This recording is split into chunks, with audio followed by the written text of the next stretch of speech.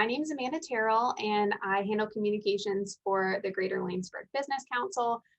We've got a really fun panel today on social media. It's titled Creating Your Social Media Toolbox. And while I wait for some more people to join us, I'm going to go ahead and put a quick poll up on the screen before I introduce our panelists today. So if you can go ahead and answer these questions, see if I can do it right. Launching poll. It should be up there now. So there's 3 questions, and basically it's just to learn a little bit more about you so we know who we're talking to, but I'll give that a minute so you can get your information in.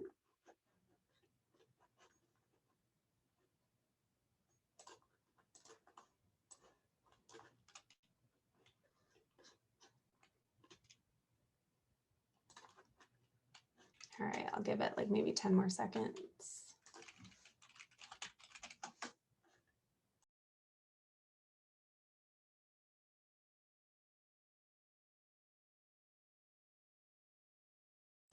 Okay, so if I hit end polling, hopefully the answers don't go away. Okay, so it looks like 50% of you guys sell a service. And then we've got a couple people on who sell a product and some others from just other category or nonprofit. 100% of you guys use Facebook, 88% use Instagram, and then LinkedIn, and then Twitter. So Facebook's definitely the favorite there. And then we have no one on the call who's like a straight up beginner with social media. So that's good. We kind of have a good baseline that we're at least proficient, or maybe you consider yourself an expert. So thank you guys for answering those questions. That gives our panels just a little bit more insight onto who they're talking to. So, oh, here I go. I can share the results. That's fun. So we will go ahead and get started here. Like I said, my name's Amanda, and I'm just going to go ahead and introduce briefly our panel. We have Gary and Kia. She's with Kia & Co.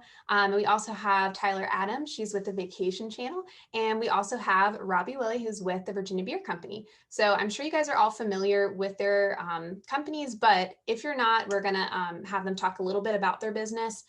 We've got somebody basically from every realm of the business world, selling products, services, and kind of experiences. And so hopefully there's something here for everybody. Our goal is to kind of right at the halfway point, or maybe a little after that, we'll switch it over to a Q&A. So just either put your questions into the chat box, at any time throughout the presentation, or at the end, we'll kind of collect questions so that way we can get those all answered by our panel. So with that being said, I'm going to go ahead and share my screen here. Give me one moment, please.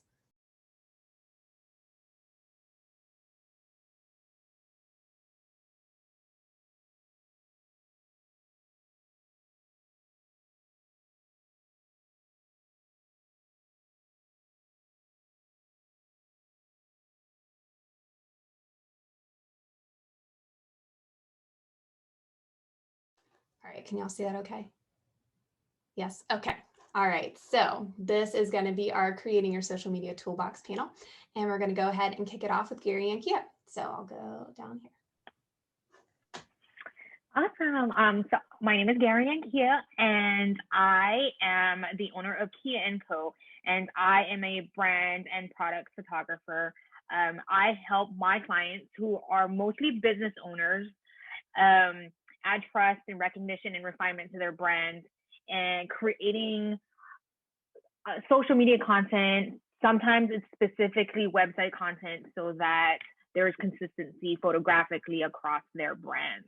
I am primarily on Instagram, and then my Instagram feeds into my Facebook account. So I don't really create content myself specifically for Facebook. I just push my Instagram to my Facebook account. Because I live more in the business to business realm, I'm trying really hard to be a little bit more involved in LinkedIn.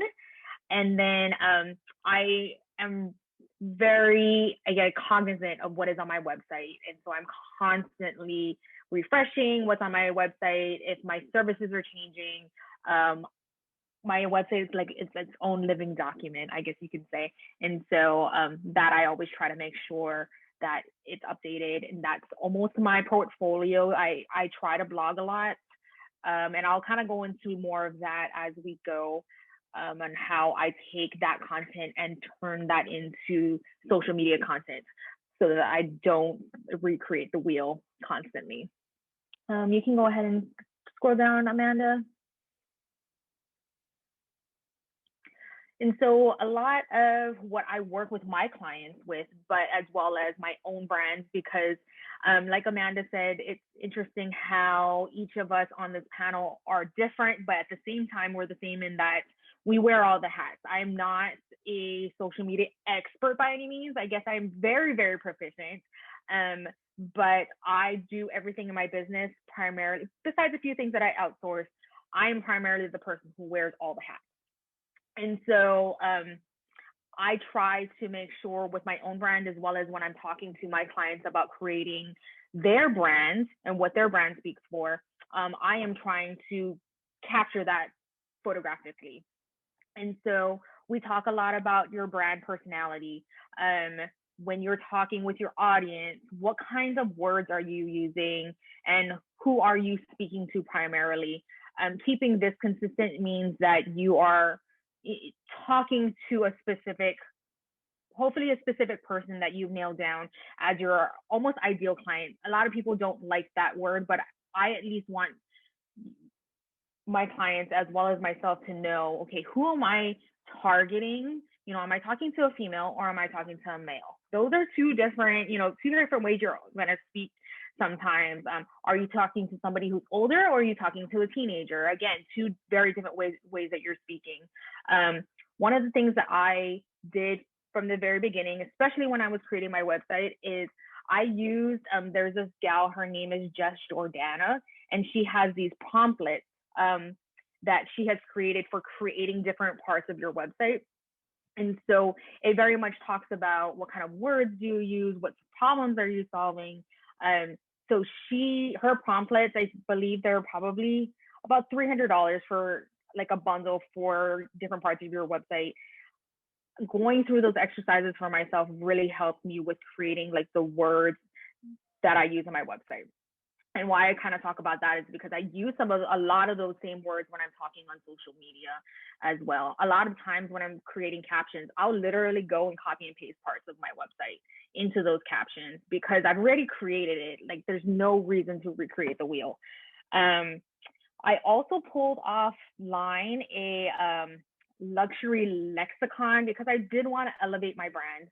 And so they're like literally just Googled like luxury words, luxury lexicon. And there were a bunch of words. I want to say it was like 100 words that were considered luxury. And so I highlighted some words that very much spoke to me and my brand. So, those are some things that you can do to kind of nail down how your brand speaks to your audience. I touched on this earlier, was who is your ideal client? So what are their demographics, their age, their income level? What does this person value?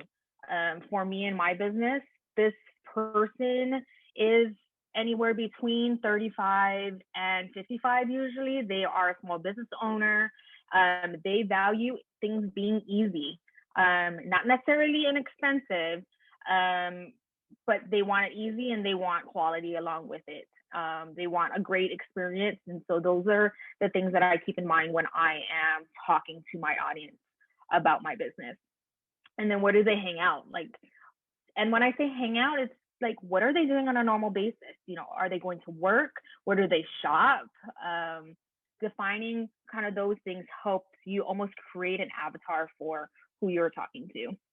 And then as far as me selling a service on social media, to be honest, that's not my primary goal. My primary goal for my social media audience is to add value.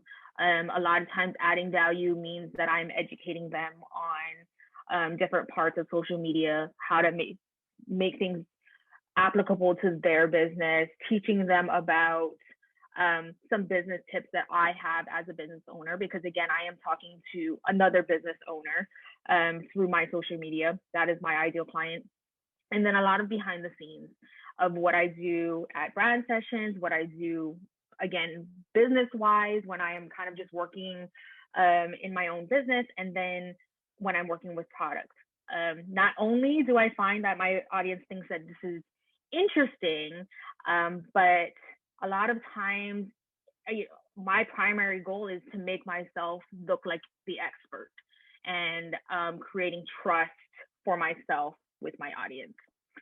So I would say maybe 1 out of 20 posts, I'm actually selling a service. Most of the time, I'm trying to educate and add value about what I do and what add value to my audience. And go ahead and scroll down a little bit, Amanda. So some of the things that I use in order to create content for social media is that I have targeted about 4 to 5 content buckets. And so these are things that I will go between when it comes to topics for the captions that I am creating or the things that I'm talking about in my IG lives. And so, some of them are getting to know me. Again, I want people to love and trust me, my services, business tips, behind the scenes, and sharing my clients' stories and businesses and what they do and how amazing they are. I find specifically that this helps me marketing wise a lot because this gives them something to share, to their audience, therefore getting my name out and networking myself out there. And so a lot of those sharing other people is actually what is most beneficial to me. For me, I feel like consistency is the key to social media. And so I don't have the energy, the bandwidth, the brain power to post or to be thinking about it every day. And so what I'll typically do is at the end of each month, I will reserve a couple days where I am planning my social media for the next month. And so I will plan usually about posting about 2 or 3 times a week. Sometimes it's like Tuesday, Thursdays. Other months I have a lot going on. And so it's Monday, Wednesday, Fridays. But I will go ahead and pre-plan a lot of that social media so that I don't have to think about it on an everyday basis. And so this equals out to about 12 posts. It's really not a lot when you think about, okay, 2 times a week times 4 weeks a month, or 4 weeks in a month. And so that's 8 posts. It's not horrible.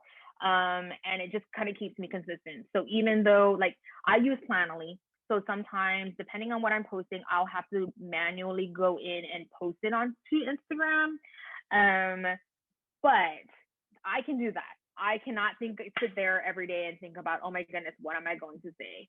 And so batch working and pre-planning is how I kind of tweak that for myself so that I can stay nice and consistent. It looks like I'm posting every single day. And then I had alluded to how I turn blog posts into content. I really don't believe in recreating the wheel every single time. So what I'll start off with is my blog posts. And so I'll write that. I turn those blog posts into captions, sharing what I wrote on the blog post. And then I'll also then turn that blog post into an IG live. So I am actually just instead of the written content, it'll be video form where I'm explaining it to my audience. And then I'll turn that into a reel. And so again, it's around the same content. I don't need to be doing 4 blog posts and then 12 different captions and then a whole nother topic on IG live. It's really surrounded around all the same content, just in different manners. Go ahead, Amanda. So I have, over the last, I would say, since the beginning of the year, I've been trying really hard to stay consistent when it comes to video. And not that I am really, I don't think anybody's super comfortable in front of video, but the more you do it, to be honest, the just more comfortable I think you get. And so I have really started to do a whole lot more lives and just kind of explaining what's going on in the background, explaining what's going on in my head. And so I have so much more audience engagement because of this. And so, like I said, I repost or repurpose a lot of my blog posts, turn them into IG lives where I talk about my blog posts and the content of my post. And then I do a lot of behind the scenes. And so when I'm working with products in the studio, I will either do like a time lapse of myself, or I will talk through what's going on in my brain, talk through the process. I get so many comments from the my audience and saying this is so interesting, even though I think it's boring. It's the mundane stuff to me, but they think it's so interesting. But at the same time, again, my goal in that way is to establish myself as the expert. And so live video content for me, it has been amazing for my business. Consistent messaging. So what I was chatting about earlier with the words that you're using and the way you're talking to your audience, knowing who you're talking to, provides for very consistent messaging. Talking about things over and over again is not a bad thing. Actually, not everybody sees the content that goes on your website, and not everybody sees every single post. And nobody's really stalking us. And so, or that hard, hopefully not. So being consistent and sharing things over and over again, it's not boring. It's actually creating trust and pushing that message out there consistently. And so just making sure that you're as consistent as possible. And then I probably in every like 9 to 12 squares. So what you can see when you look at somebody's Instagram, if you go to their profile, I try to make sure to post a picture of myself. As a branding photographer, I have to, practice what I preach. And so it is important to me to show my face on my Instagram feed and in video, because this is what I ask clients to do. It is a picture that gets the most engagement. And it's not because I'm full of myself or anything, but it's because people want to get to know you as a business owner. And so I try to make sure to do a introductory post about every, like I said, 9 to 12 posts, so that there's a picture of me. Anytime somebody goes to my feed, they can see that, oh, this must be her. Let me go see what's going on. And so I, always try to share my values, my brand, so that people love, know, and trust who I am. And I'm breaking down those barriers between somebody not knowing me and then somebody hiring me, and trusting me enough to hire me and give me their well-earned money. And so introductory posts for me are the most engaged posts that I make on my feed. And I think that's it for me. All right, thank you so much. And thanks for bearing with me with the scrolling here. My PowerPoint crashed. But we're going to move right on into Robbie's presentation. He is with the Virginia Beer Company. Thanks, Amanda.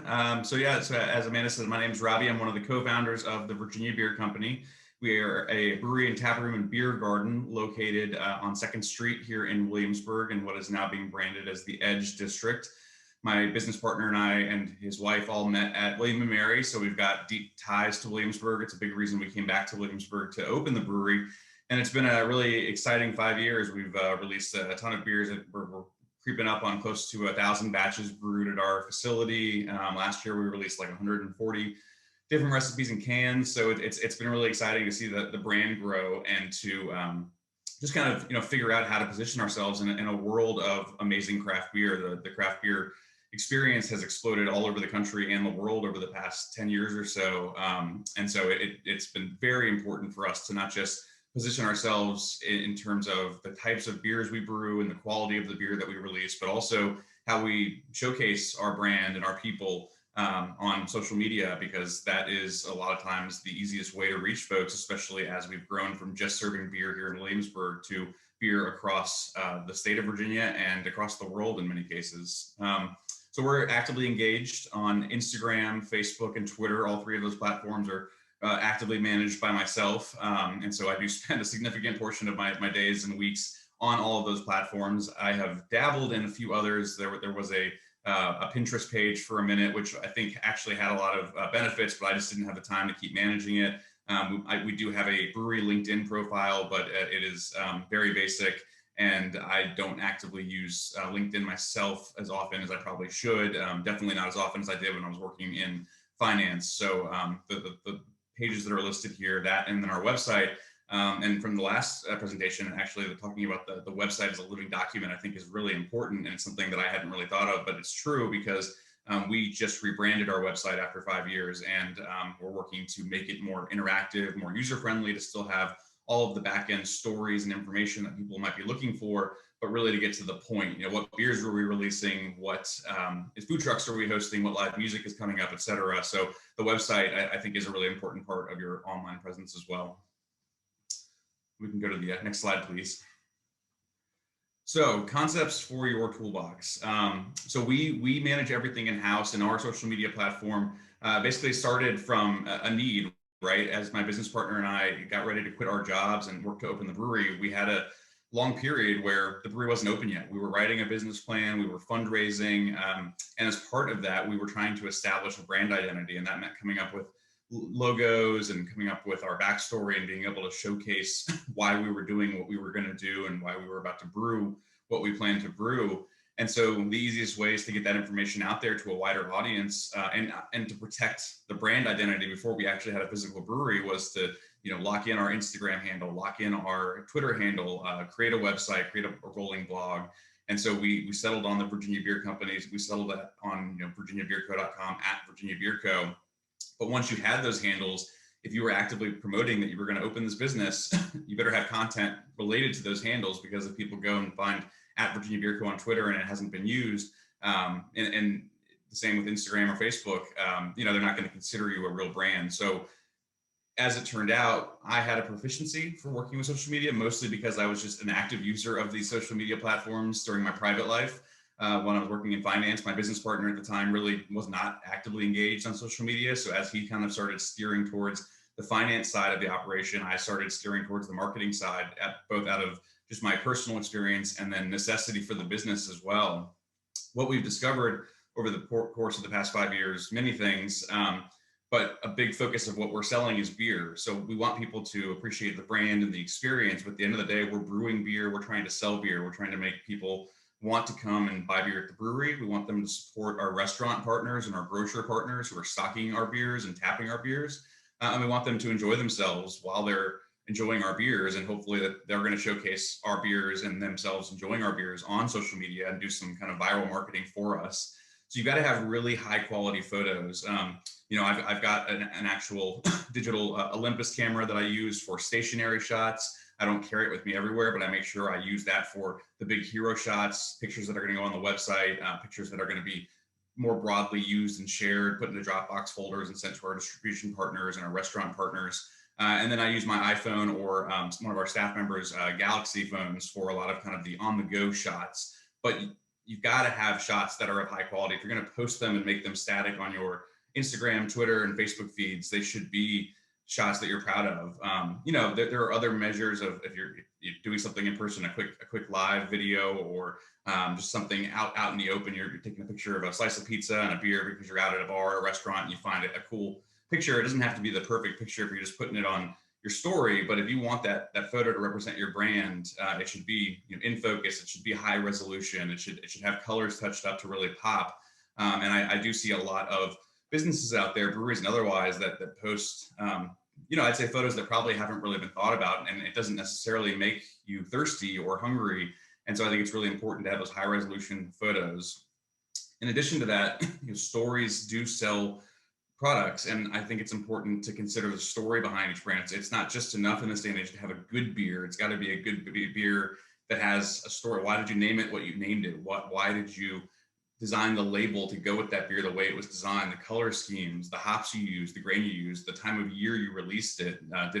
Was it a creation by one of our taproom staff members? Was it a creation by one of our brewers? Was it a regular who came up with the idea? Stories sell products, and you learn more about your customer base by telling the stories behind the products, because you get responses from certain patrons and customers and supporters. So the more you share the stories behind what you're posting and what you're displaying, I think the better response you get. And then Another key, different platforms and different times call for short and sweet. Sometimes just a simple hashtag or just a simple one-liner will get more likes and more shares and more responses if it's to the point, if it resonates, if it's topical, versus the storytelling. Sometimes, we recently released a beer named after a veteran with a storied military career who is a daily regular at the brewery. He's an amazing guy. And that post required a few extra sentences of writing to describe why we released it and why he and the beer was important to us. So it's good to find a balance. You don't always want to be too lengthy. You don't always want to be too short. I will admit that I am sometimes too wordy, and that translates to our social media feeds. But at the end of the day, I always say more information is never a bad thing. It's just a matter of trying to hit the sweet spot when you're trying to appeal to a certain audience.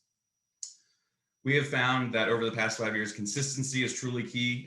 So be active, whether you're scheduling ahead or working on a daily basis to create content.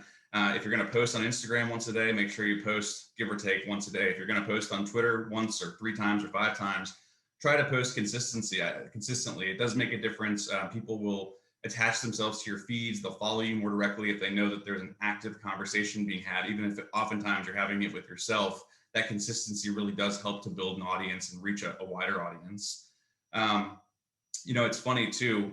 I have kind of been the voice of Virginia Beer Company for 5 years, and that's not to say that I haven't had help. I've had tremendous help from my business partner, our brewmaster, all the folks who have come and gone from the brewery, as well as our supporters in the community. So it's not like it's just my voice, but I, at the end of the day, am responsible for creating the voice for the brewery.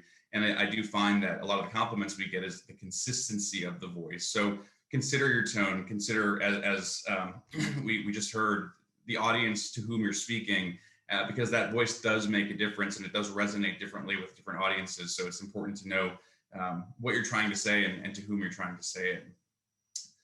We've talked about the Instagram quilt already, what you see when you open up someone's profile on a phone or on a computer screen. It is important to mix it up and have some colorful pops here and there and showcase the differences between beer in a glass, beer in the wild, beer paired with food, the people behind the beer, the people behind the brewery.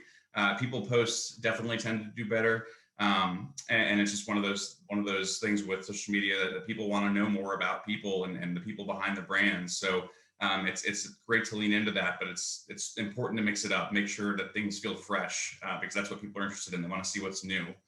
And then I always say lean into what works. If something's doing really well for you, if you've got certain types of photos, certain types of posts, certain types of content that people are responding to, then lean into it. You don't want to overdo it, but it's something you can always go back to. Keep those posts are going to pop in your back pocket, because if you're ever feeling like things are slowing down or you need to mix things up a bit, those kind of posts can really reinvigorate you and get your feed kind of back where you want it to be.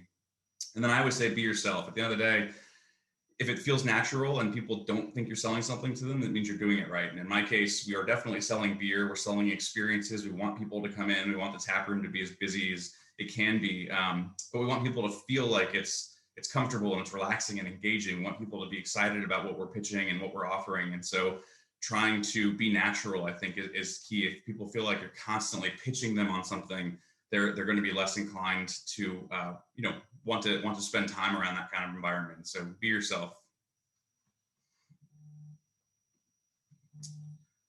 So for us, since we are selling specific products, product releases, it's a big focus of what we talk about with our sales team, what we talk about in terms of timing.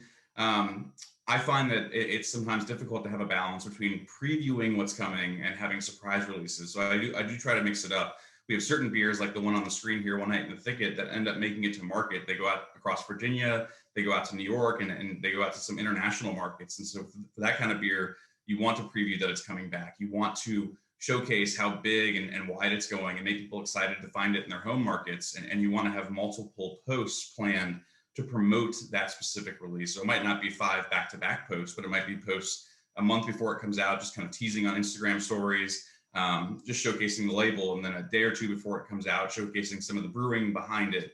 And then on the release day, showing kind of a hero shot of the beer itself in a glass. And then a couple weeks later, reminding people that it's just started to hit the market, and that while it might be sold out at the brewery, that it's available in other markets. So thinking about services or products you're offering, how often do you need to focus on the same type of thing? If it's content that's getting a response, if it's a brand that is going to be around for a while, then you need to make sure you have fresh content related to reminding people about the importance of that brand. We like to get the team involved. So as much as the team probably does not like to be photographed, I'm constantly asking staff members to join me to help with taking photos, to help with being in photos. No one wants to see me all the time. No one wants to see just the photos I take all the time. And I think our content is so much more well-rounded because the team gets invigorated. If you know, one brewer in particular designs a certain recipe, I want that brewer to be a part of the photo shoot. If one of our taproom people is passionate about a cause that we're promoting for an upcoming event, I want that taproom person to be in that photo shoot, because that sells what's happening, because that's a story. So getting your team involved, if you have a team, makes a big difference. I think it helps to showcase how many people are involved in the organization. And then keeping it organized too. I mean, there's so many different platforms: Facebook, Instagram, Twitter, Facebook, Instagram stories that translate to Facebook stories, etc. Sometimes it's just good to take a step back and prepare your release calendar. You know, if you've got all this different content, all these different releases and events, in our case, sometimes I have to remind myself, how often have I been talking about beer? How often have I been talking about food trucks, about people, and try to, you know, find a good balance. The different platforms all respond differently to certain buzzwords, certain content. So with Facebook, I kind of look at Facebook as being a platform for information. You know, if people Google you, they search for you, hopefully they're going to find a really well-rounded website, but they're probably going to find your Facebook page next. And often a lot of businesses use their Facebook page as their website, which I personally do not think is a great idea. I think having a branded website with specific content is completely different than having a Facebook page that might have almost the same content, but just in a different format.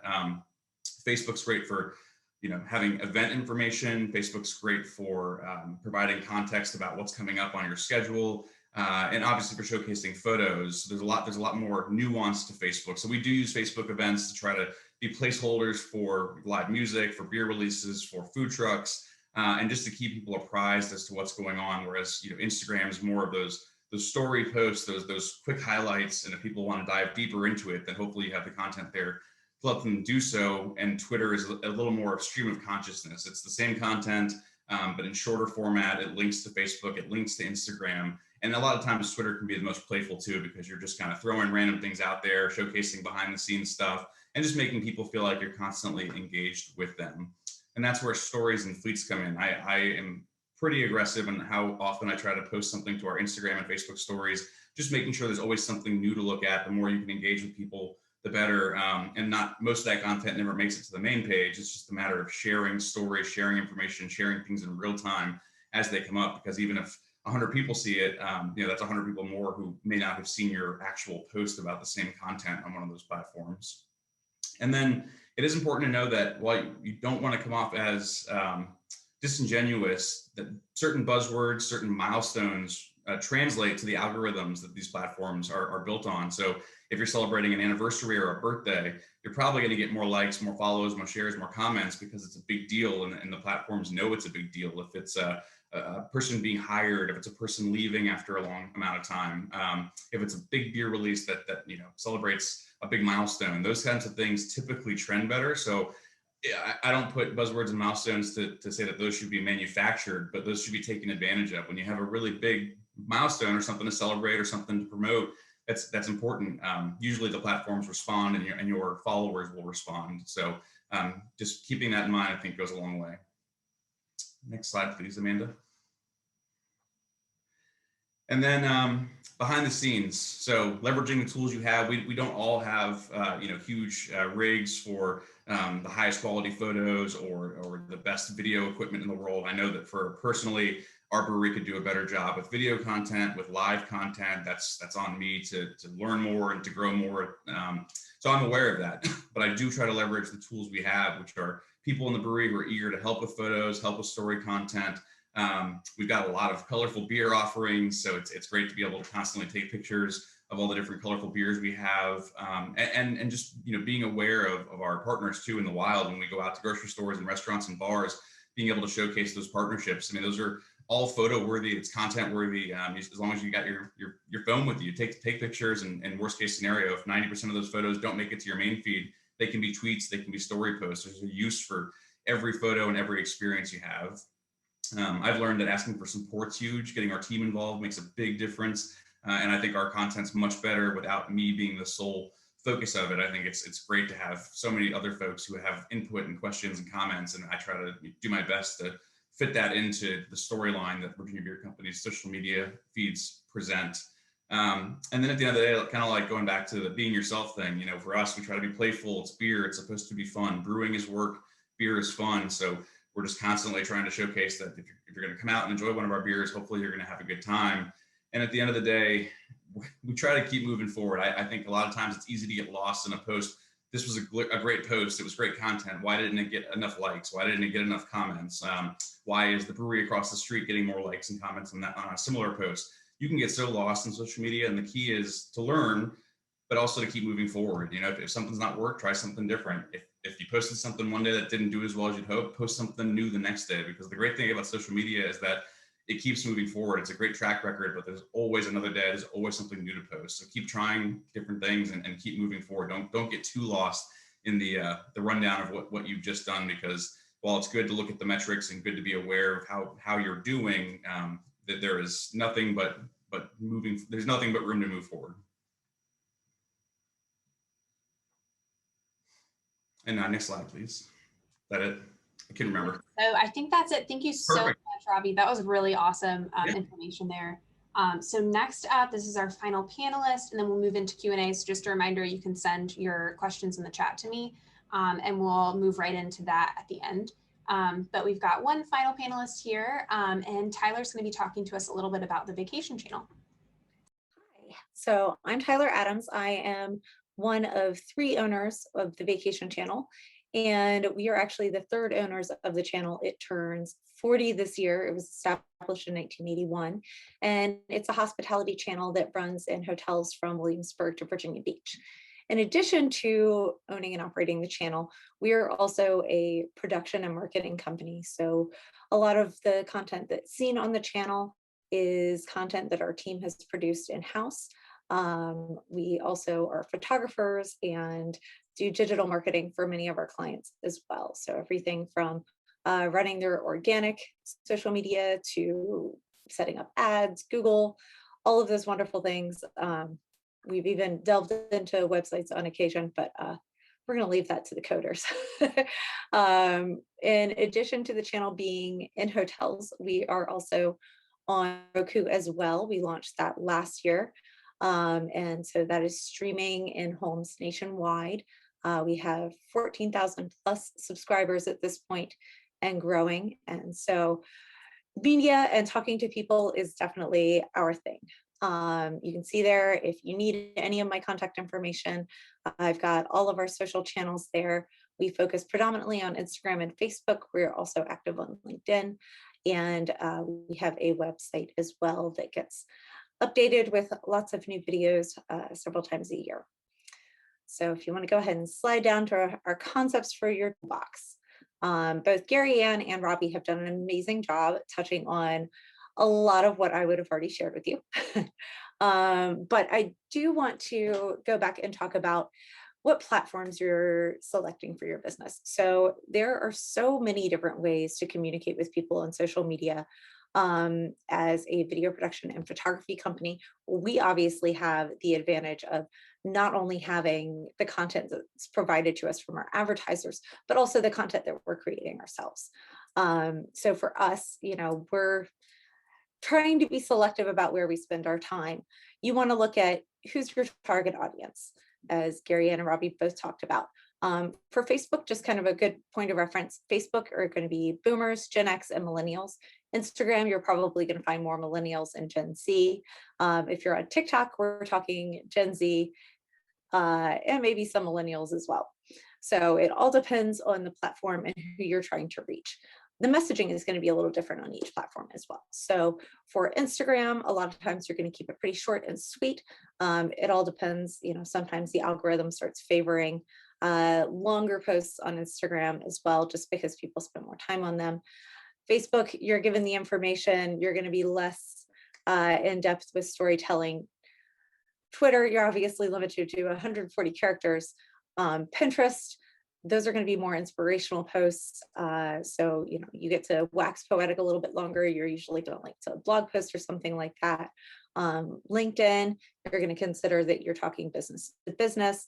And then TikTok is just, it's great for creators. It's a lot of fun. It's basically on trend, leveraging different things that are already kind of going on and building on those concepts. So with all of that, you want to stop and think, how many platforms can your team realistically maintain? For us, again, Facebook, Instagram, LinkedIn on occasion. That's what we can manage in addition to doing everything else that we do. Because as small business people, we have a team that is wearing a lot of different hats. So I'm fortunate enough that I have help when I'm creating our social media. So Erica, who works with me in marketing, she and I will work together to develop a content calendar for a month, sometimes 2 months at a time.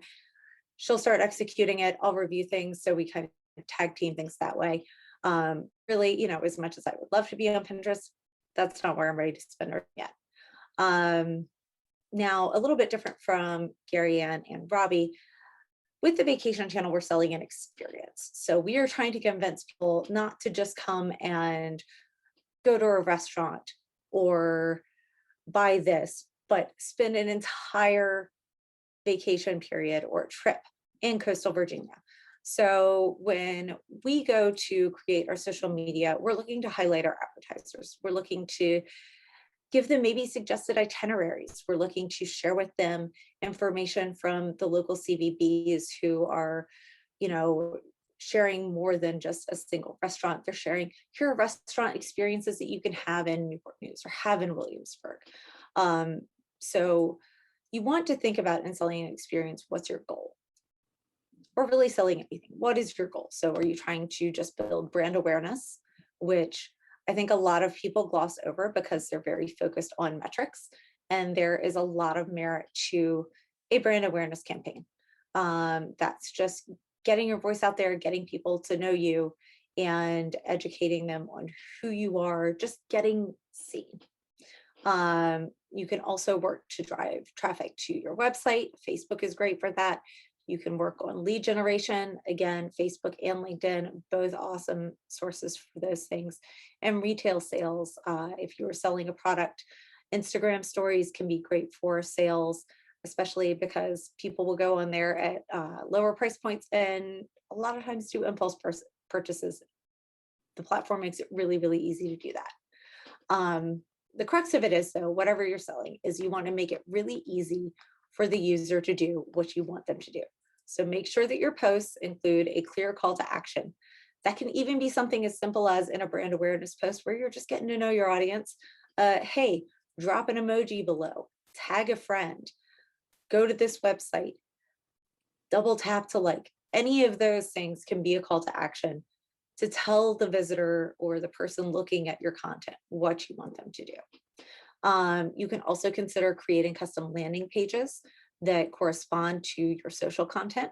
So if you have the ability to do your website in-house or have a fairly active relationship with your person who's doing your website, again, building a custom landing page to drive people to, whether it's, for Virginia Beer Company, it could be driving people to event rentals if they want to rent out the brewery, or for Gary Ann, it could be something like driving people to book a session and having a specific page on her site that walks them through booking a session and what to expect. So just those little things as you start to consider the posts that you're building, think about that call to action as well. I also want to think about selling an experience from a slightly different perspective. And that's the idea of what content you're sharing with people. So when you're selling an experience, you have to make people feel something, whether it's joy, excitement, nervousness, fear. It can be anything. To sell the Virginia Living Museum, we might post pictures of creepy crawlies that would skeeve people out, and they're going to have a really strong response to it. But are they going to stare at it and wonder if they want to go have that experience? Or they might know somebody who's a bug person and wants to go have that experience? Sure.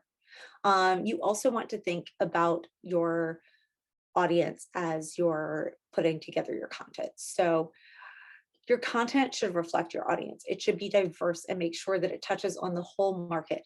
You know, if your demographic is families that are multicultural, don't just show a certain looking family. You want to show the full breadth and rainbow of humans. You want to make sure that, you know, if your demographic is empty nesters, that you're not showing pictures of millennial families. They're not going to be able to see themselves in those experiences and in that content. You can also consider using point of view, first person point of view images and footage. So showing a hand holding a beer, but not the actual person, can engage people and again, let them put themselves in that place.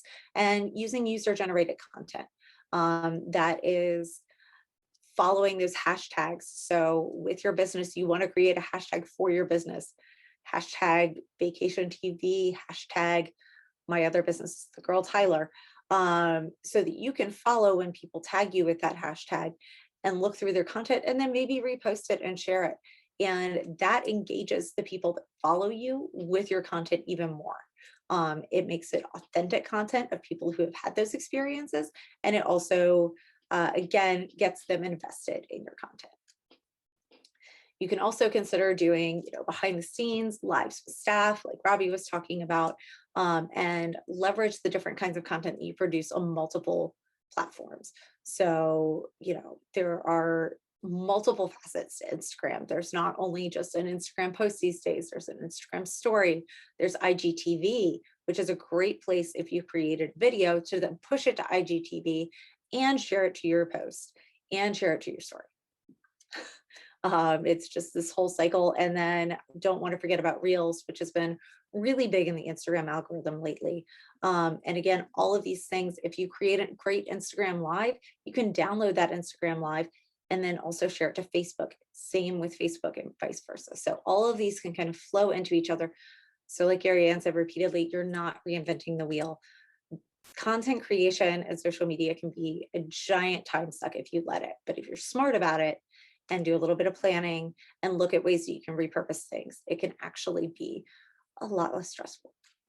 As far as developing a campaign goes, campaigns can be paid or unpaid. You can obviously create kind of a campaign about the launch of something using your organic social media. You can also do a paid campaign through advertising on both Instagram, Facebook. LinkedIn has advertising as well, although the pay point is a lot higher there. So just things to consider on that front. As you delve into a campaign, though, please consider your audience, be strategic, because there are so many ways to kind of slice down and hone in and make things more effective there. You're going to want to think about age, education, location, hobbies, and activities. Those are all check boxes that you can do as you go through and create a campaign on Instagram or Facebook. So that way you're not just casting your net super, super wide and saying, hey, hope you see my ad and hope you like it. You're saying, hey, I know you're already into these things. Let me show you something you'll be into too. Then with organic strategy and paid strategy, one more thing that you want to think about is how you speak to your audience. You should have consistency in this. So your organic and your paid should not look and feel different. A lot of people will consider maybe keeping their organic social in-house and outsourcing their paid. You want to make sure that that doesn't get lost in translation and that those images and those visuals and those videos and the language that you're using are all consistent throughout. And if you want to slide us on down to the contents of our toolbox, one of my favorite things in the world is a calendar. I am a planner, and if it is not on a calendar, it does not happen. So for our companies, we use a calendar that is in Google Sheets, and we'll just kind of hash out almost in a bullet point list of what we want to post for a couple months at a time. And we'll know, hey, each week we want to make sure that we share something that is food or beverage related, experience related. So maybe attraction or a museum or something like that, and then maybe an upcoming event or a newsworthy story. And then we'll pepper in some self-promotional things as well. So we can go through and kind of put those bullet points, slap in where we'll find those images and things like that, and then go back to it at the beginning of every couple of weeks and just plug that content in for review. There are a couple different ways that you can schedule your content. And if you're going to go to the trouble of planning it, you might as well schedule it so then you're really as hands-off as possible. Both Facebook and Instagram can actually be managed for free through Creator Studio and Business Manager. So these are ingrained tools, if you're not familiar with them already, in your Facebook business platform. If you want to go the next step and invest in something to help you schedule your social media, there is a whole slew of things that you can consider. There is Meet, Edgar, Sprout Social, CoSchedule, Planoly, Hootsuite. Our personal favorite, we are Later.com people. I love it for several reasons. And one is the link in bio feature. It allows you to consistently have a place to kind of organize any offsite links. So one of the big complaints that people have is that you can't put a link that people can click on Instagram. Well, the link in bio allows you to do that. And it allows you to link to multiple places. You can also get even more analytics through Later than you would necessarily through Instagram. They send you a weekly update about which posts performed well, when you lost or gained followers, and all of those sort of things. It also allows you to be able to see the grid with things planned out so that you can make it cohesive and organized and shift things around if you need to. You can schedule Instagram stories, which is another great feature if you want to be super organized and not just trying to do those things on the fly. It also shares great educational resources, which a lot of these different platforms will do as well, so that you can continue learning about new trends for social media.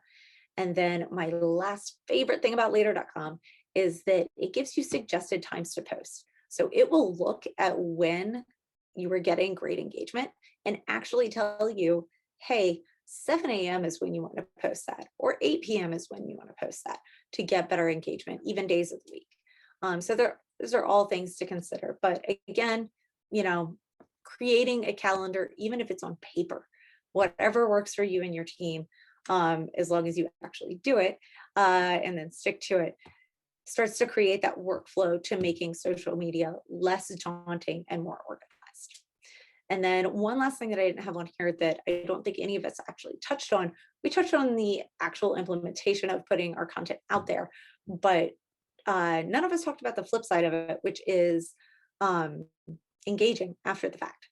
So you want to make sure that after you've done all of this work to post and share this information in your visuals and all of those things, that you actually stick around after it goes up and make sure that at least somebody from your team or your business is in there engaging with the comments and the likes and responding to them, because that is what actually helps you continue to grow within the algorithm.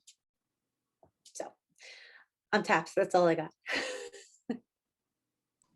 Thank you so much, Tyler. This has just been really great. We've got so much good information here. I'm gonna just wrap up here with our Q&A. We did get some messages in the chat box. I'm gonna open that up now. Let me see where we're gonna start. So Cheryl kind of touched, Tyler kind of touched on this, but Cheryl's asking what the best platforms are for planning. Planoly, Hootsuite, is it worth it to pay for the upgraded subscription? I know, like from my experience, I know some of them only allow a certain number of platforms. So I think it really just depends on what you're using it for. But Tyler or anybody, I don't know if you wanted to touch just a little bit more on that. So again, I've used a couple different paid platforms. We don't pay for like the super bougie version of Later just because it's effective at the base level for us. I don't think it's astronomical considering the flexibility that it lets us have of being able to put everything in ahead of time and not having to go in to the native app to do things. Awesome, thank you. Another question. I use Planoly. Sorry. I use Planoly and I use the free version.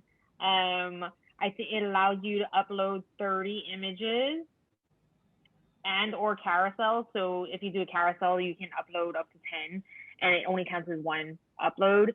And so that is more than effective for me. So I just choose to not pay for it. Thank you so much. So another question that we got, this is from Ashley Springer. She's asking, any thoughts on what kind of content would be useful or successful for a nonprofit organization, specifically one that provides parenting workshops? So there's maybe that event component with it. But any ideas for content for that kind of organization? Ooh, heck yes.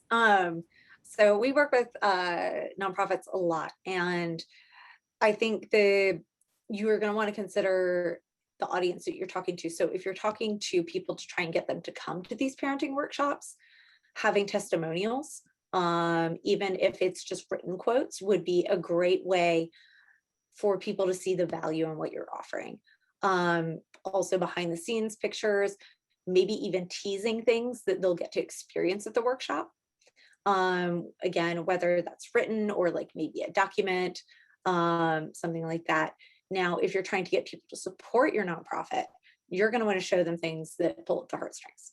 So you're going to want to show them parents interacting with kids in successful ways, whether that's, pictures of parents connecting during one of your workshops, or maybe taking a successful parent family situation out somewhere to get some candid pictures of them. Those are going to be things that allow you to really kind of showcase what you want. One thing that we didn't talk about that's a great service that you can leverage is Canva. And they have all of these wonderful templates that you can get, a lot of them for free.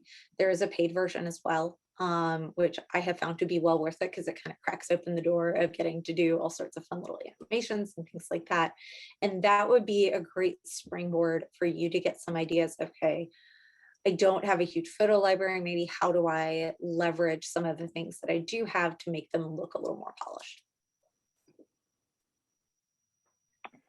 Kind of going off of what you just said, Tyler, about Canva. I'm very proficient at all things Adobe, but Canva is so user friendly.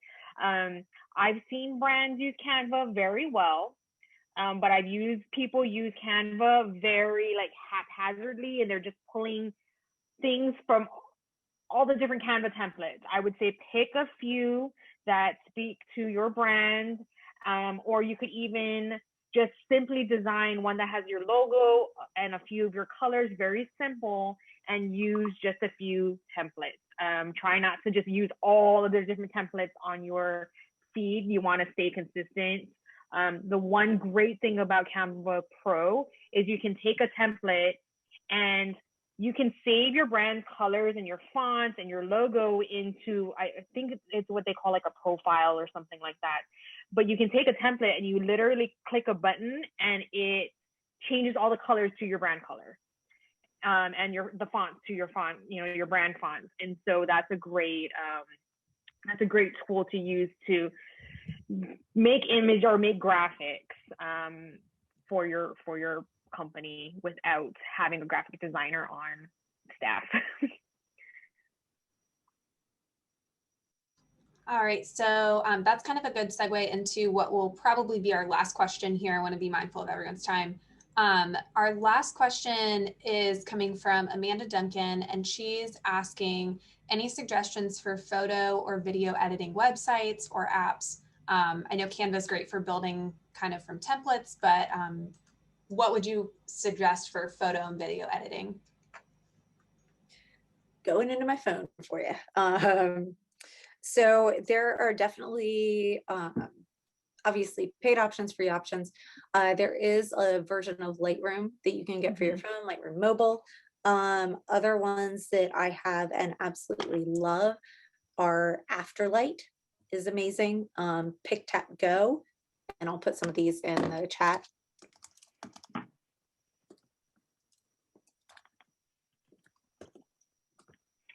I really like Unfold. That one's great for like building stories and kind of just making them into like a pretty layout.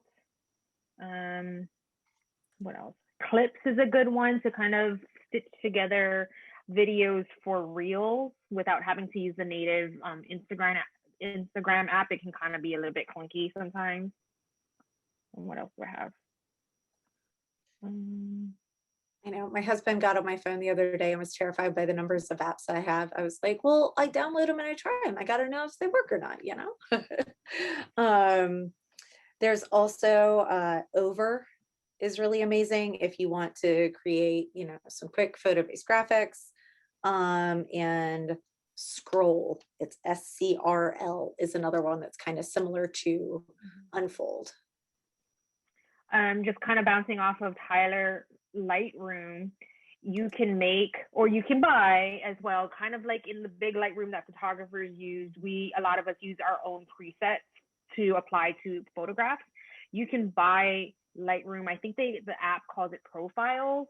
And so that's a great way to take the pictures that you're taking on your phone.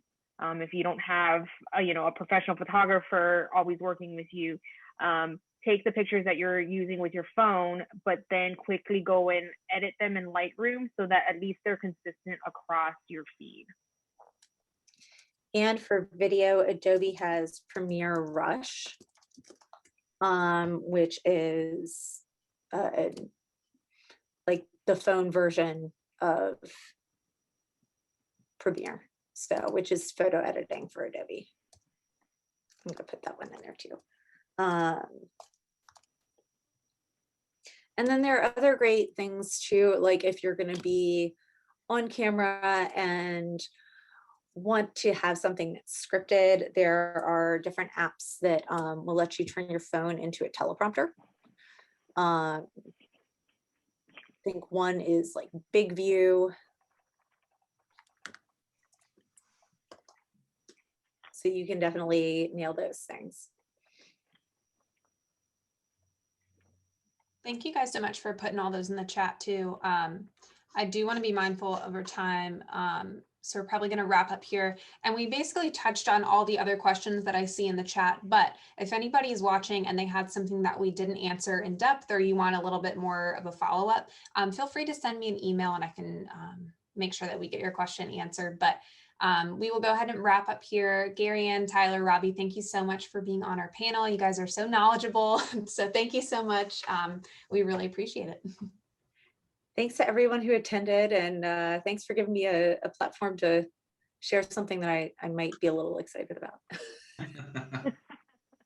All right. Well, bye everybody. Have a great rest of the day. Cheers.